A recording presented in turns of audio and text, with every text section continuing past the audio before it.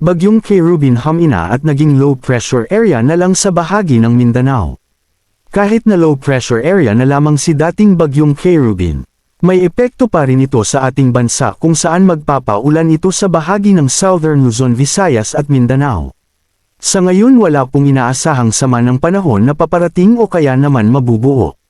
Sa dagat Pasipiko, kahit wala ng bagyo magiging maulan pa rin dahil sa umiiral na weather system. Amihan sa extreme northern Luzon at Xiarlin naman sa hilagang silangan ng bansa.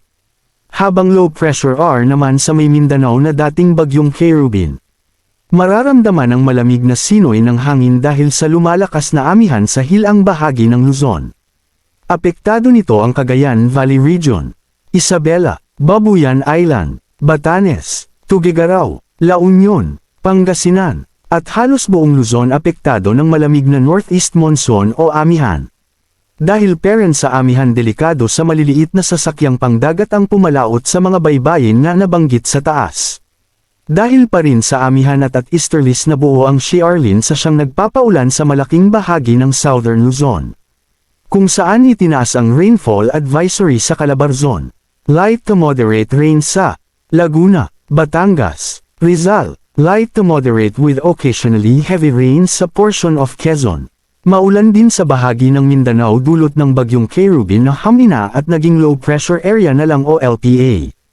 Magiging maulan sa Sorsogon, Northern Samar, Eastern Samar, Samar, Biliran, Leyte, Southern Leyte, Dinagat Island, at Surigao del Norte. Asahan na makakaranas ng malalakas hanggang sa katamtamang pag-ulan sa Southern Luzon, Visayas at Mindanao dahil sa Xiarlin at low pressure area na umiiral doon. Visayas heavy rainfall warning. Weather system, low pressure area.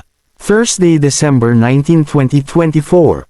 Yellow warning level. Leyte, Southern Leyte, Eastern Samar, Kinapundan, Giwan, Mercedes, Salcedo, General MacArthur, Hernani, Giporlos, Balanghiga, Llorente, Lawaan, Balangkayan, Maydolong, San Julian, Borongan City, Sulat, Taft, Canavid, Samar, Marabot, Basay, Santa Rita, Villarreal, Zumaraga, Talalora, Daram, Hinabangan, Calbiga, Pinabacdao, Paranas, Catbalogan City, Yabong, Motiong.